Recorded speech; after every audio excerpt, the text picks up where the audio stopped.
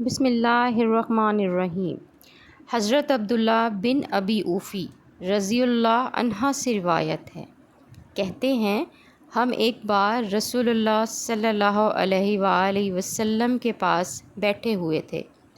اچانک آپ صلی اللہ علیہ وآلہ وسلم نے ارشاد فرمایا، قطع رحمی کرنے والا ہماری مجلس سے اٹھ کر چلا جائے۔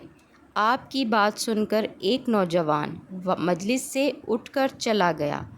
وہاں سے چل کر وہ اپنی خالہ کے پاس آیا۔ دونوں کے درمیان کچھ خفگی اور ناراضگی تھی، جس کی وجہ سے دونوں نے ایک دوسرے سے معافی تلافی کی۔